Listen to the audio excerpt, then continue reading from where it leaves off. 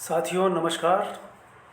अब हम एक राजनीतिक प्रतिनिधि विधायक बाबूलाल जंडेल के व्यक्तित्व और जनता के प्रति उनके सरोकार को लेकर एक राजनीतिक परिचर्चा करेंगे। इसमें आप मेरे व्यक्तिगत अनुभव और राजनीतिक विश्लेषण सुन सकेंगे।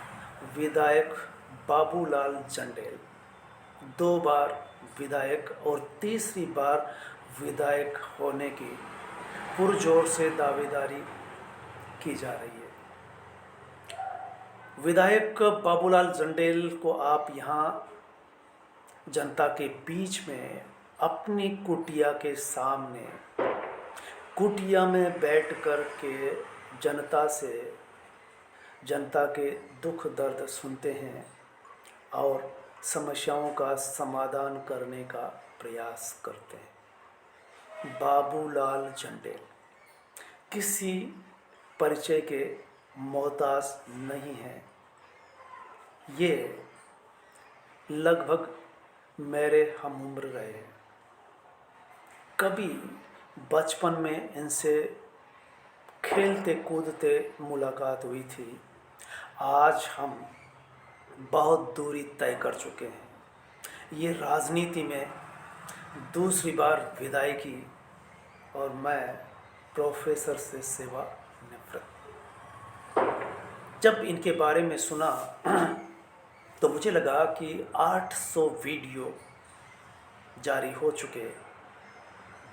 जो ही इनके बारे में पता चला कि जनता के साथ इनका जुड़ाव सरोकार, यहाँ तक कि बच्चे भी बाबूलाल विधायक से नहीं, विधायक जंडेल के नाम से जाने जाते हैं। ये जंडेल क्या है, ये सारी बातें हम यहाँ विस्तार से बात करेंगे।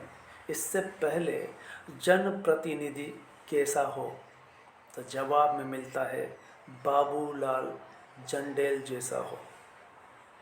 इस नारे को जब वो किसी गांव में पहुंचते हैं तो जनता नारा लगाती है, लेकिन सबसे ज़्यादा बच्चे इस नारे को उस वक्त भी लगा बैठते हैं जब विरोधी दल का प्रतिनिधि उम्मीदवार वोट मांगने के लिए गांव में पहुंचता है तो उसके पीछे बच्चे बाबूलाल जंडेल जिंदाबाद के नारे लगाते हुए दौड़ते हैं। तब उस विरोधी दल के नेता को गांव से भागना पड़ जाता है। कई गांवों की ऐसी कहानियां सुनने को मिल रही है। ऐसे में हम आज ये जानना चाहेंगे कि आखिर बाबूलाल जंडेल में वो क्या खासियत है जिससे वो दूसरी बार विधायक चुने जाते हैं भारी बहुमत से। इसके राजनीतिक, सामाजिक, आर्थिक रूप रहे हैं। और साथ में हम पड़ोस में जो विधायक रामनारायण मीणा, अशोक चांदना जो तीसरी बार विधायक है, और रामनारायण मीणा के बारे में कहा जाता है कि वे 5 बार विधायक और 1 बार सांसद रह चुके हैं। ठीक यही बात लागू होती है कि अगर कोई नेता दूसरी बार विधायक चुना जाता है तो इसके निश्चित ही कुछ सामाजिक, राजनीतिक और व्यवहारगत कारण होते हैं। जनप्रतिनिधि कैसा हो, इस पर हम विस्तार से बात करेंगे। पहले किसान का बेटा किसान का प्रतिनिधि हो सकता है, ये बात बाबूलाल जंडेल साबित करते हैं। इन्होंने भी कभी नहीं सोचा होगा कि मैं आगे चलकर किसी विधानसभा में बैठूंगा और जनता का प्रतिनिधित्व कर सकूंगा। हालांकि सरपंच से इन्होंने अपना कार्य आरंभ किया और विधायक होकर के ऐसे बड़े बड़े धुरंधर नेताओं को पसीना छुड़ा दिया, जब उन्हें लगता था कि हम विधायक आसानी से चुने जा सकते हैं। लेकिन जब एक किसान पुत्र, भूमिपुत्र उठ खड़ा हुआ और ज़मीनी लोगों से मुलाकात करता रहा, आपके बारे में कहा जाता है कि आप किसानों के बीच में कभी भी किसी भी अवस्था में दिन के 24 घंटे में जब भी पुकारा जाता है, ये हाजिर हो जाते। ये नहीं देखते कि पुकार शहरियों की कुटिया से आ रही है या किसान के मकान से या शहर की दुकान से, हवेली से, महल से। महलों की आवाज़ तो आज लोकतंत्र में भी राजतंत्र की तरह सुन ली जाती है। यहाँ तक कि महल वाले भी जनप्रतिनिधि बन करके जनता के प्रतिनिधि होने का मुखौटा पहन करके जनता के वोट हासिल कर लेते हैं। येन केन प्रकारेण आज ये सवाल भी उठने लगे हैं। ऐसे में भारी बहुमत से जनता के वोट हासिल करके विजय श्री हासिल करना ये मानी खेच है। इस पर विचार इसलिए भी किया जाना चाहिए कि वो क्या कारण है। इसलिए मैं रामनारायण मीना और अशोक चांदना को लेकर के भी बात करूंगा। उससे पहले अब्राहम लिंकन का वो कथन, जो अमेरिका के पहले राष्ट्रपति बनते हैं, विद्वान राष्ट्रपति, ज़मीनी राष्ट्रपति, गरीब घर में पैदा हुआ, जिनके हाथों में पढ़ने के लिए अपनी किताब नहीं हुआ करती थी, स्ट्रीट लाइट के नीचे बैठ करके पढ़ा करते थे उधार लेकर के, वो एक दिन अमेरिका के राष्ट्रपति बनते हैं और एक राजनीतिक परिभाषा देते हैं लोकतंत्र की, जनता का, जनता के लिए, जनता द्वारा शासन। इस अर्थ में विधायक बाबूलाल जंडेल खरे उतरते हैं। इनका विश्लेषण इस अर्थ में किया जाना चाहिए, नहीं किया जा रहा है तो इसका कारण है कि मीडिया भी इस वक्त सत्ता की चौखट पर नाक रगड़ रहा है, सत्ता के आगे लमलेट है, आत्मसमर्पित है। मीडिया गोदी मीडिया कहा जा रहा है। ऐसे में उस मीडिया के द्वारा खबर छापना, व्यक्ति के बारे में बोलना मुश्किल हो चुका है। इसीलिए यूट्यूब चैनल पर यूट्यूबरों ने कई अजीत अंजुम, रवीश कुमार जैसे, अभिसार शर्मा, ये लोकतंत्र की लुटिया डूबने से बचा रहे। आपने अपना कार्यालय एक गांव में कुटिया बना करके आप वीडियो में देख सकते हैं कि हाथ में तसला है, खाने के कुछ मिष्टान है, इसको लेकर के जनता के बीच में कुटिया के सामने जनता से रूबरू है, बातचीत चल रही है, उनके सवाल और जवाब दिए जा रहे हैं। तो अब्राहम लिंकन जैसा कहते हैं, लोकतंत्र सारी ताकत जनता को देता है। तो जनता के प्रतिनिधि होकर के आप अगर उनका विश्वास हासिल कर लेते हैं, उनकी समस्याओं को सुनते हैं, वक्त पर उनके साथ होते हैं, जब उनको घाव लगते हैं, जब वो परेशान होते हैं, उन परेशानियों में, उनकी गमी में उनके साथ हो लेते हो। कहा तो यहाँ तक जाता है कि अगर आप शहरियों के बीच में हैं और वहाँ से अगर पानी पिलाया जाता है, खाना खिलाया जाता है, तो आप बैठ करके बड़े प्यार से खाने बैठ जाते हैं। जबकि दूसरे जो अब तक जनप्रतिनिधि होने का दावा करते थे, वे कभी भी उनके बीच में नहीं पहुंचते और चुनाव जीतने के बाद तो गधे के सिर से सिंह की तरह गायब हो जाते हैं। कभी उनको दर्शन भी दुर्लभ हो जाता है। यही कारण है कि पिछले चुनाव से लेकर के अब तक आप जनता के बीच में ही हैं। जब भी पुकारा जाता है उनके बीच में होते हैं। इसलिए अगर कोई सुनने वाला हो तो जनता उसे ही सुनाती है और उसे ही वोट देती है। ये सब कारण है, ये पहचान है कि अब तक थोपे हुए विधायक बनते रहे, ये जनता के पहले आदमी ही किसान नेता है। और किसान नेता से याद आता है, चौधरी चरण सिंह के बाद अब तक कोई ऐसा कृषि मंत्री नहीं हुआ जो ये दावा कर सकते हो कि मैं किसान का प्रतिनिधि हूँ, किसान की आवाज़ हूँ, किसान के अकॉर्डिंग सोचता हूँ और किसानों के बीच में जब चाहे तब पहुँच सकता हूँ। ये चौधरी चरण सिंह के बाद ये अवसर किसी को नहीं मिला।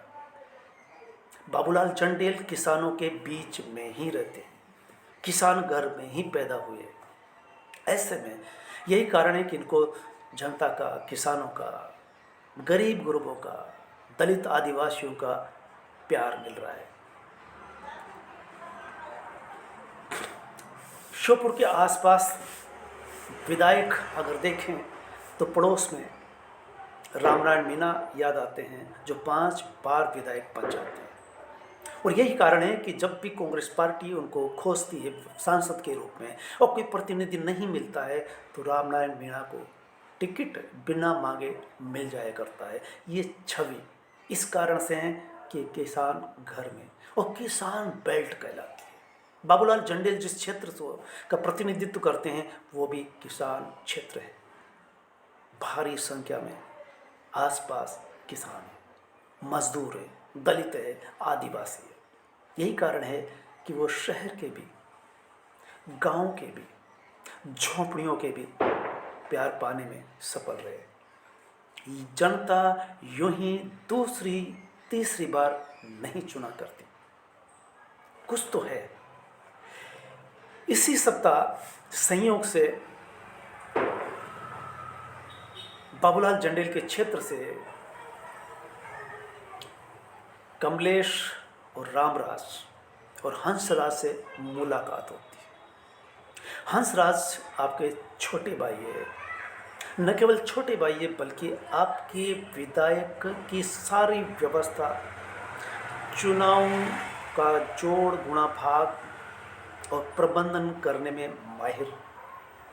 इसी बात से याद आती है कि अशोक चांदना एक मैनेजमेंट से आए और पहली बार में चुनाव जीत जाते हैं। उनके पास मैनेजमेंट की डिग्री होती है। बाबूलाल चंडेल के पास इस तरह की कोई डिग्री नहीं है, ज़्यादा पढ़े लिखे भी नहीं है, लेकिन छोटे भाई जो आपका प्रबंधन देखते हैं, वो कहते हैं कि ABCD से लेकर के XYZ तक सारी व्यवस्था मैं देखता हूँ, किसी तरह की कोई कमी नहीं। खाना पीना कार्यकर्ताओं को किसी तरह की कमी नहीं होने देता, ये काम मेरा है। तो इनसे मुलाकात के दौरान मुझे ख्याल आया कि अशोक चांदना में भी वो चीज़ है, खुद वो मैनेजमेंट से होने के कारण उन्होंने सारा गणित गुणा भाग लगाया और सामने वाले को डिफीट दिया। दूसरी बार, तीसरी बार जब हवा विपरीत भी बह रही थी तो भी लोग कह रहे थे कि टक्कर है, लेकिन कहीं से भी टक्कर नहीं। जब 50,000 वोट से कोई व्यक्ति जीत जाए तो उसे टक्कर नहीं कहा जा सकता। अगर जनप्रतिनिधि किसान का प्रतिनिधि है, ईमानदार है, नीति नैतिकता से ओतप्रोत है, तो जनता विश्वास करेगी। नेहरू से लेकर के मोदी तक की यात्रा हम देख चुके हैं। नेहरू इतिहास की चीज़ है, इंदिरा गांधी अब इतिहास में पढ़ी जाती है, राजीव गांधी यानी तीसरी पीढ़ी तक का शासन उनका रहा, लेकिन अब मोदी का शासन चल रहा है।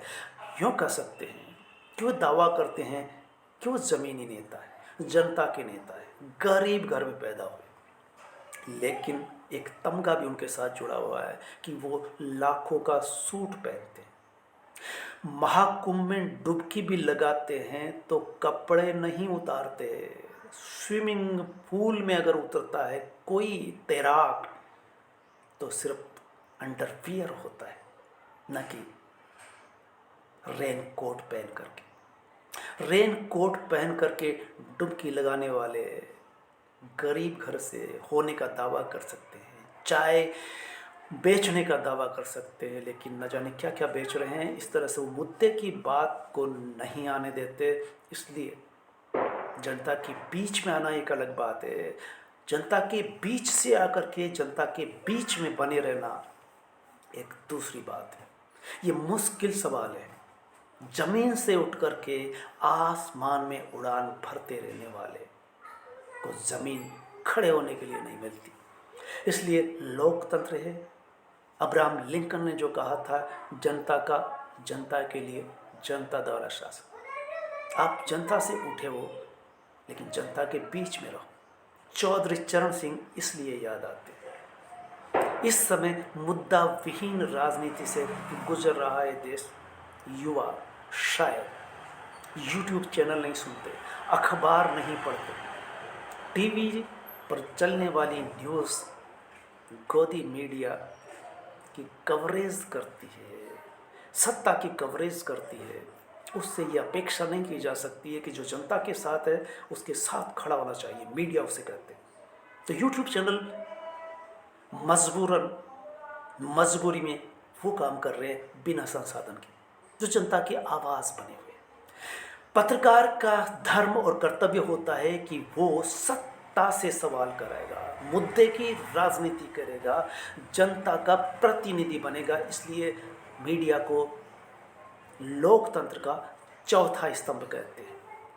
पहला स्तंभ विधायिका, कार्यपालिका, तीसरा न्यायपालिका होती है। राजनीति शास्त्र का सिद्धांत साफ साफ कहता है कि जब कैबिनेट, कार्यपालिका ठीक से काम नहीं करे तो विधायिका सवाल करती है। विधायक और संसद में, विधानसभा में सवाल उठाते हैं और कार्यपालिका को मजबूर कर देते हैं कि वो जनता के अकॉर्डिंग काम करे।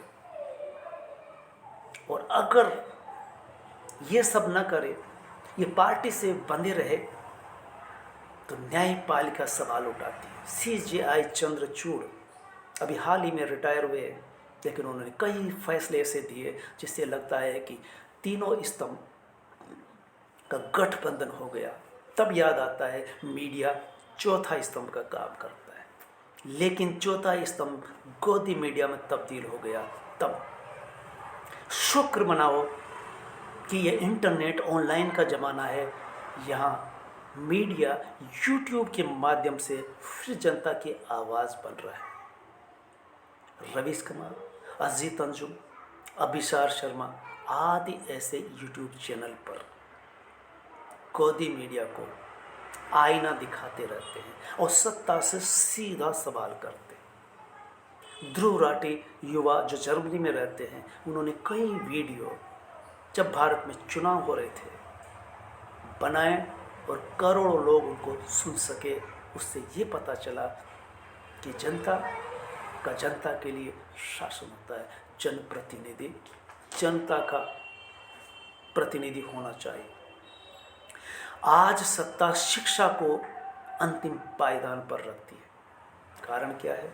अगर शिक्षित जनता होगी तो सवाल करेगी, मुद्दों की राजनीति पर वोट देगी।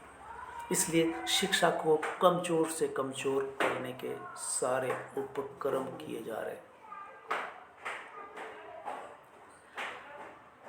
जनता के हित में काम करने वाले विभाग बंद किए जा रहे हैं, सरकारी महकमे बेचे जा रहे हैं। कौन सवाल उठाएगा? गोदी मीडिया से उम्मीद नहीं की जा सकती। महंगाई, बेरोजगारी, भ्रष्टाचार जैसे मुद्दे पर मीडिया चुप रहता है। सिर्फ यूट्यूब चैनल है जहाँ पर ये इस तरह की आवाज़ सुनाई पड़ती है। अन्यथा मंदिर, मस्जिद, तीर्थ, महाकुंभ स्नान करना जरूरी है। नहीं करेगा वो देशद्रोही है।